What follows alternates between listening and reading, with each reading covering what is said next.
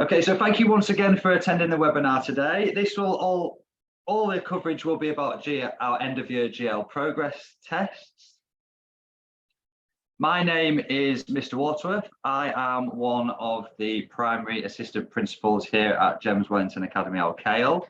And I have overseen the GL assessments for quite a number of years now. I would say I'm a little bit of an expert in this area, and I'll be able to share with you lots of information regarding what they are, why they're administered, how we use them, and some of the strategies that we use at school to support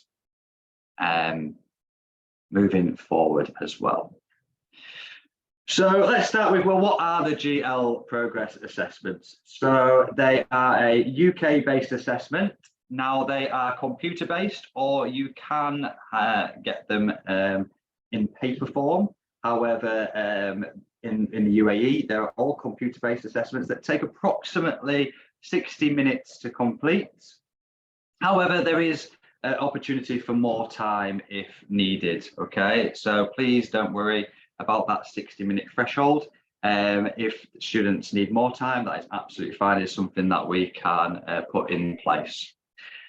There is a GL progress assessment for English, for maths, and for science. Okay, so in maths, there are two parts. One is about mental maths, that rapid recall. One links to much more reasoning and problem solving. In science, there is just one part, okay, that for the whole of the science assessment. And for English, there are two parts. So part one is all about spellings, punctuation, and grammar. So that comes under SPAG. And then part two is all about reading. Okay, so in the assessments, part one will focus on those SPAG elements, and part two will focus on those reading elements. Okay. Now, with the GLs, they assess students' knowledge, they assess understanding and application in all three areas, English, maths, and science. The assessments help to track progress, both for individual students and at cohort level. So you're able to track, or we are able to track information, assessment information from students if they're here with us for a long period of time. Now, the assessments have been standardized on over 100,000 students before they were released to be able to be used. So the benchmarks are verified each year based on analysis of over 500,000 pupils who sit these, okay? This just makes sure that the data is valid, reliable, and it helps schools make comparisons as well. So why are the GL assessments administered? So one reason being that it's mandated from the KHDA. So I will come on to year groups after this slide, but it is mandated that certain year groups sit the GL assessments. They provide a summary of student achievement at the end of the academic year. They check for understanding, they check for misconceptions, they help us as a school to identify strengths and next steps. So it acts as a really important gap analysis tool. And this then also helps to feed into our end of year reports, which is shared by class teachers as well. Not only that, it helps to make comparisons. As we are a British curriculum school, it helps us make comparisons to schools back in the UK. And it also helps us to make comparisons within Dubai as well and the UAE to see how we are achieving in comparison to those countries as well. So it does measure attainment and progress in English, maths, and science. We sit them at the end of the academic year, and I will be able to give you some dates shortly about when these will be taking place. And the reports are set against national averages so that we can reliably compare results, like I said, within school, across schools, and globally as well. So which year groups do sit the assessments? On the screen, you can see that students in years 3 to 6, okay? For those parents attending or who watch this video at a later date, our secondary colleagues also sit the GL assessments as well, and that goes up to year 10. So All students in years 4 to 6 are mandated to sit the assessment by KHDA. So all students in year 4 to 6 have to sit the English, Maths and Science GL at the end of the academic year. Now, year 3 is not a requirement. However, it's something that we at the Academy do. And this is so that we get coverage across Key Stage 2 for consistency as well. And it also gives those students in year 3 familiarisation with what it will look like for when they move into year 4 as well. So how are they administered? So we use computers. Unfortunately, iPads are not compatible with the GL assessments, so we are unable to use iPads. They have to be sat on computers, and obviously there comes, I'm sure some of you parents are thinking right now that my child is much more familiar with an iPad, compared to being on a computer. But we have put things in place already in the lead up to these, so that students are getting that familiarisation with 1, a keypad, and 2, a mouse as well. Now, what is reassuring is that there is only one aspect of the GL assessment that is timed, and that is the mental maths part. Okay, so all other aspects, all the English paper, all the science paper, and part 2 of maths, they are not timed, so students can move through them at their own pace, and they can go back and forward to questions. But normally it's the mental maths aspect, which is the aspect which students find the most challenging, just because of the speed that is required. Okay. During the assessments, it is teacher invigilated, so the classroom teachers and members of our inclusion team, members of our leadership team will be present in the sitting rooms to support students if they have any questions. And obviously, at all times, our IT coordinators are on hand to support with any technical issues as well. So when will they be taking place? So as you can see on screen, I've actually held this webinar a little later this year. I know that some of our existing parents will be aware. I held this in April previously, but I wasn't able to give exact dates of when these windows will be open. I could only give a specific window. But because I've held the webinar a bit later, I can give you some actual dates, okay? So week beginning the 29th of May, all English for years 4 and 6 will take place. Week beginning the 5th of June, all science assessments will be taking place for years 3, 4, 5 and 6. Week beginning 12th of June, all maths assessments will be taking place for all year 3, 4, 5 and 6. And then week beginning 19th of June, we will have our year 3 English and any catch-up assessments that are missed, okay? Now, not this Friday, but next Friday, I think it's the 19th of May, and what I will do is I'll provide a timetable specifically for year groups and classes. So you will be able to see when the assessments will be taking place for your class during that window and that week, okay? Now, they all take place during the school day, okay? And I know, unfortunately, absences happen, and we've got to deal with that. So if a child or student is absent on the sitting day, please do not worry. We will put accommodations in place for the child to sit the assessment once they arrive back to school, okay? So if an assessment is missed, please don't worry. We can rearrange and organise that. Now, it might not be that they sit this with their class. It might be that they sit this with another class, or it might be that they sit it with another group of students at a different time, okay? The most important thing is we want to give students the best possible opportunity to perform to their full potential. And if on a morning they're not feeling very well, they're probably more likely not to perform to their full potential. So if you do have to keep them off for a day or two, that's absolutely fine. But we will make arrangements that they can be sat at a different time, okay?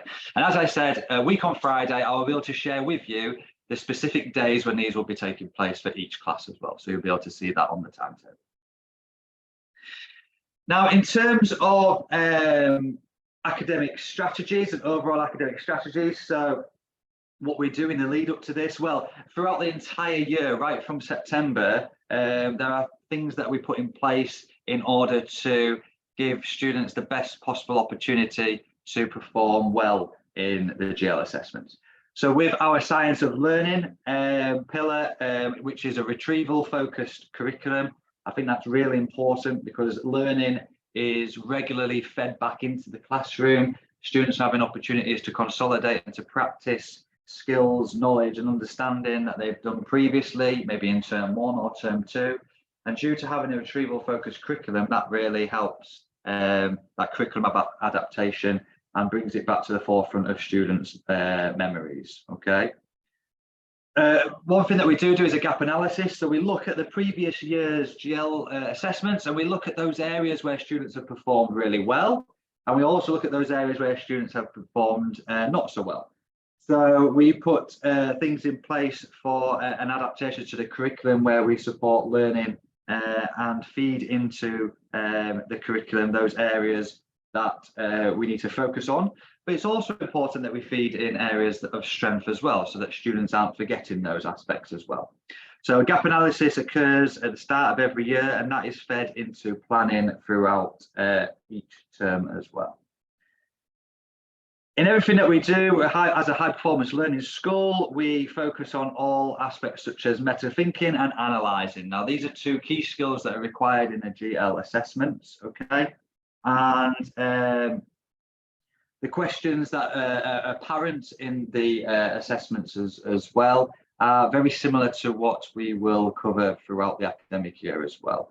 So by pushing things like meta thinking and those analytical skills, especially that problem solving element which comes through in maths, lots of our curriculum content is focused on those areas, and that really helps set the students up to achieve as well.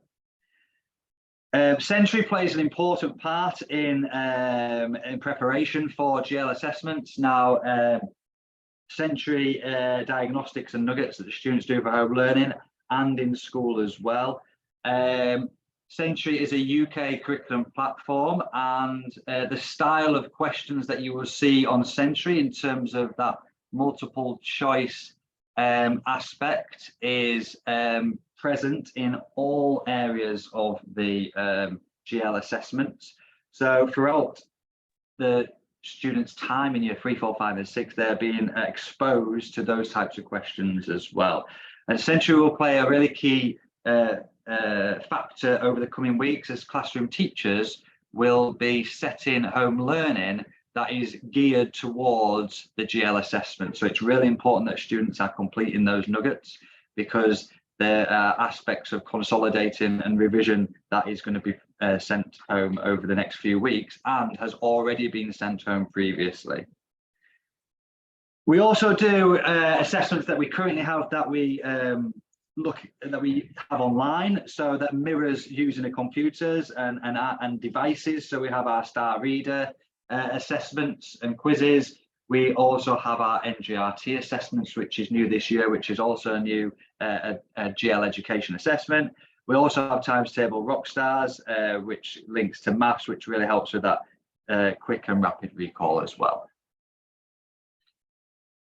As we go down into each subject specific strategy, so in English, over the year we focused on discrete teaching of SPAG, so looking and using what we grammar hammer, looking at those spelling rules. They're really important in the lead up to the GL assessments. As I mentioned earlier, GL style questions are embedded throughout the curriculum on a weekly basis. And those styles are mirrored and very similar, so that students aren't coming to a question on the GL and not having been exposed to a question like that before. As I mentioned, for English, we have our online quizzes, Star Reader and NGRT. We're constantly assessing skills through learning ladders, and we are making sure that students are applying that knowledge of SPAG into their writing. And also on the timetable, discrete guided reading sessions are really setting the students up well for that reading aspect of the assessment. Now in maths, as we follow the White Rose scheme of work, this allows for plenty of opportunities for greater depth opportunities. This is also another system that's from the UK. And again, the questions that are presented to students on a daily basis are very similar to what the students are going to be exposed to in the GL assessment. Constantly in maths, we look at the core skills so that we can support students' rapid recall. They take online quizzes as well. And as I mentioned earlier, that Times Table Rockstars is a really fantastic tool that helps to support that quick and rapid recall throughout the curriculum. We also have our designated mental maths time in classrooms, where those time constraints are put on the students for them to see how quickly they can answer a question as well. So they will be, in the lead up to this, will be prepared for that rapid recall on the mental maths aspect. And last but not least, science as well. We do online quizzes throughout the year so that students are familiar with that digital assessment kind of things. Mathematical skills are embedded through science. So we have a cross-curricular approach where we look at statistics, which is a maths unit, but we try and get statistics into our science unit so that students are looking at and are exposed to that unit of work as well, which will support in the science GL. It's like an inquiry-based model of learning, so we can look at what's been embedded and ensuring that those scientific skills are a really focal point of lessons. Now, the science assessment is very knowledge-based, factual-based. However, there are some elements that look at that science inquiry, looking at variables, looking at whether tests are fair, looking at that investigative aspect of the subject. But the large majority of the science is knowledge-based, and it covers the units that the students have been doing in their current year group. The only exception is in year 6. In year 6, there are some questions that the students that are outside of that current year group. So the science assessment could ask students some, for instance, an Earth and space question, which students actually did in year 5. However, the year 6 teachers and head of year are well aware of this, and they are feeding into the lessons all of those aspects that may pop up that are outside of the current year group. And finally, Sentry, as I mentioned earlier, plays a pivotal role in supporting students throughout the academic year, identifying those strengths, identifying what students are good at, and then also identifying those areas of development and those automated pathways from AI really support students' learning and really help them focusing on areas of the curriculum that they need to focus on. Now, the next slide looks at preparation. So there is no revision that is required for the assessments. All home-related tasks will be sent through Sentry. All revision for and consolidating what has been learned previously will be sent through Sentry, and that is a really key focal point for students to use when they are doing their home learning as well. I did mention previously in the presentation that obviously the assessment can only be sat on computers. So if you do at home have a computer or a laptop available, it might be that over the next couple of weeks students use a computer or a laptop to access their home learning, just to get them even more familiar with those that aspect of using a keypad and a mouse as well. So yeah, as I said, over the coming weeks, all of the assignments that go through home learning onto Sentry and extra nuggets will be tailored towards specific cohorts and students to look at those gaps and to look at those learning pathways as well. Now, in terms of sharing results, so at the end of the academic year, results are triangulated with all of the forms of assessment. As you will well be aware, this is just one assessment that takes place at the end of the academic year. There are lots of formative assessments and summative assessments that take place throughout the academic year. on a weekly basis, on a daily basis, through questioning in the classroom, through evidence in books. So this just helps formulate and triangulate an overall judgment at the end of the year in those curriculum areas as well.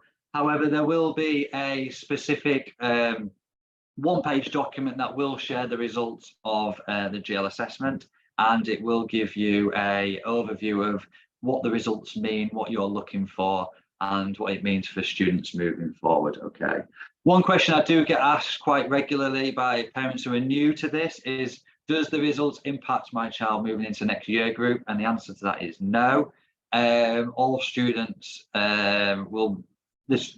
the result plays no part in whether students move on to next year group or not. Okay. It will just mean that we have to put provisions in place to support students if they don't perform on the assessment as they move into the next year group. Okay. So that's how they will be shared, okay, and triangulate and formulated through learning ladders as well. Also on your ladders at home accounts, teachers regularly updating their assessments, so you'll be able to see areas of the curriculum that students are performing well in and areas where they need to focus on. Okay, and there are unique articles on learning ladders that will help to support in identifying how you as parents can support at home as well in these areas. So I've come towards the end of the webinar. Just to recap, I've talked about what are the GL progress tests.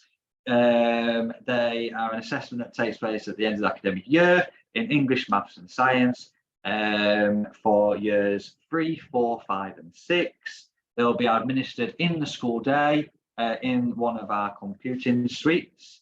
I will share a timetable with specific class dates so that you are aware when these will be taking place.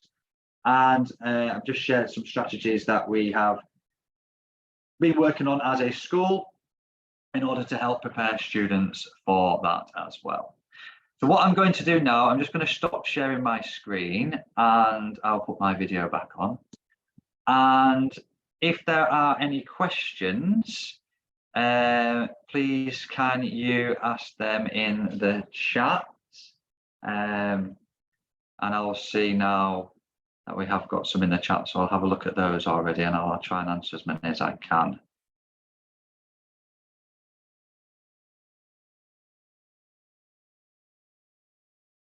Okay, here we go.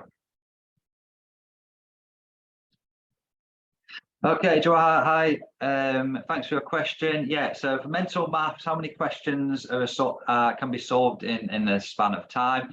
So it depends, Joa. So some questions the students will get, it'll be 5 seconds, 10 seconds or 15 seconds, which is very similar to our mental maths that we do in the classroom as well. Now, when I say 5 seconds, it's not just 5 seconds because students have actually got time when the person is reading the question. So the person actually reads the question twice. So you can more than double that time frame for students to be able to answer the question. It just means after the person's finished their last word, then students have got 5 seconds to actually have an answer in there. But if the question was, what is 5 times 6? It'll stop and then the computer will go, what is 5 times 6? So at that point where I've just said 6, then they've got 5 more seconds. However, if the students know the answer already, they don't have to wait for those 5 seconds, they can put it in.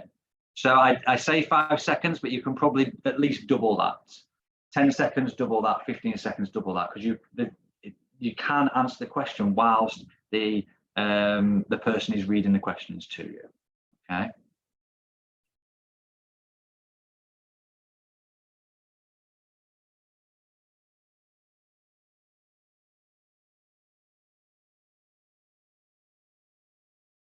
Yeah, absolutely. So Dana, yeah, thank you for your question. You've asked about mental maths, yes, and on Century there is an aspect of mental maths that looks at times tables. We also have times table rock stars, but in the classroom we also have our mental maths questions that we do each week, and they are in a similar format. So as I just mentioned there, with the 5, 10, 15 seconds, students are either the teacher reads them out or it's an automation from somebody reading them out. So it mirrors that aspect of the GL assessment as well.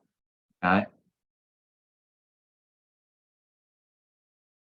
Unfortunately, thank you for your question. Unfortunately, there are no trial papers that we can share with families.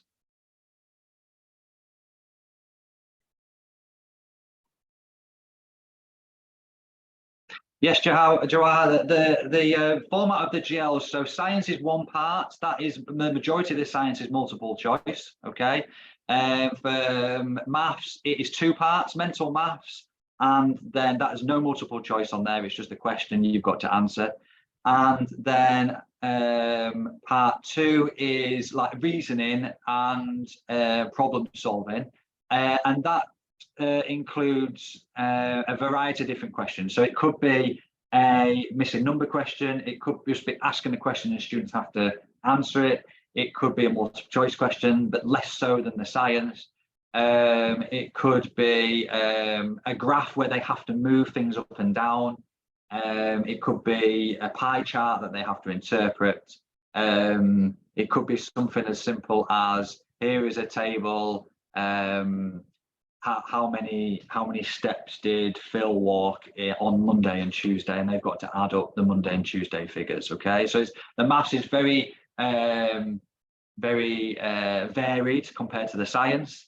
And then the English paper, the spellings is just spellings. There's I think there's 15 in year 6, 14 in year 5, 13 in year 3, and 12 in year 13 in year 4 and 12 in year 3. And they're just spellings. You've just got to put the spelling in. And then the SPAG part is a mixture. There's a couple of multiple choice, but there's a couple of where you just have to select answers on the screen. And then the reading part is you read a text and then you get some questions based on the text. And there's 2 parts to it. So there's 2 texts, one which is more narrative, which is fiction, and then one which is non-fiction, which is it could be a non-chronological report, or it could be a brochure from a water park or something like that. So that's the format of them as well. Okay.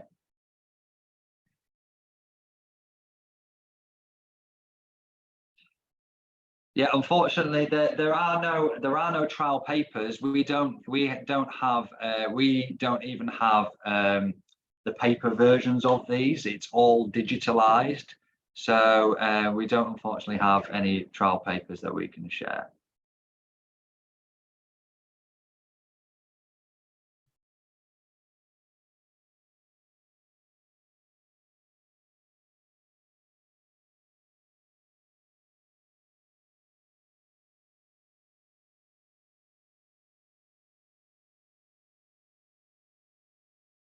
Okay, is there any more questions? If you can't think now and you think of some questions that come up in tomorrow or the day after, that's absolutely fine. You're more than welcome to reach out to your child's class teacher, or more than welcome to ask me a question at a later date if something pops up. But as I'd said earlier, I've given you the week window currently, and next Friday I'll give you the actual days. Okay. A good question here about SATs past papers with GLs. They're very different. Okay, they are extremely different. So as there's no, I'm not going to say there's no not to use the SATs past papers. However, it's a very different assessment compared to what the GLs ask. Okay, so yeah. How many questions do they have in logic? So it depends what year group you're in. So in year 3, you will have less questions than you'll have in year 6. Okay, so it can go on the logical reasoning side. You can have up to 20 questions in year 3. I'd say in year 6. Probably around about 35 questions, I'd say, something around that area. And it just depends which year group you're in, okay? So if you're in year 6, you'll get more questions than you will in year 3. It's the same with the spellings. Year 6 get more spellings than you would in year 3 as well. Okay. Yeah, Nikki, you asked a question about sharing the windows of the assessments. Yeah, so what I've done, I've recorded the webinar. We'll share a link with all parents because I know it's obviously a working day, and there'll be parents who are unable to attend. So I will share that with all parents in this week's newsletter. Okay, and then I will share an actual class timetable the following Friday once that's been confirmed. Okay. But just to finish with years 4, 5 and 6, English is week beginning the 29th of May. Then we've got science week beginning the 5th of June, maths the week beginning the 12th of June, and then English for year 3 week beginning the 19th of June. Okay.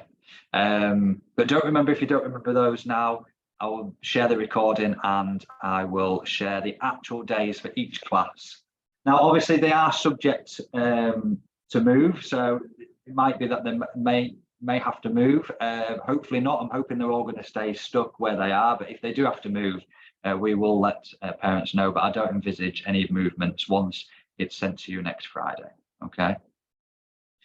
I just would like to say thank you for everybody for taking the time out of your day to attend the webinar today. Thank you for participating and asking questions.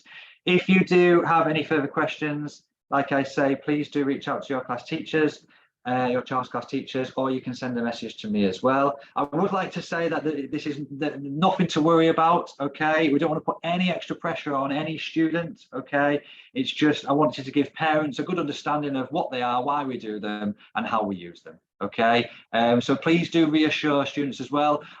We want students to perform really well to the best of their ability, obviously. But I don't want to put any extra pressure or anything on the students, you know, because especially our year 3s are really young. Even our year 6s are young as well. So I just want to put that message across. Yes, you can talk about them. You can talk about, you know, and the lead up to them, how we can support, but no extra pressure. You know, it's just a normal day. So sit the assessment, perform to the best of your ability, and that's all we ask as hopefully as a parents and as a school as well. Okay. But thank you all once again for your time, and hope you all have a lovely day, and I'll speak to you all soon. Thank you, everybody.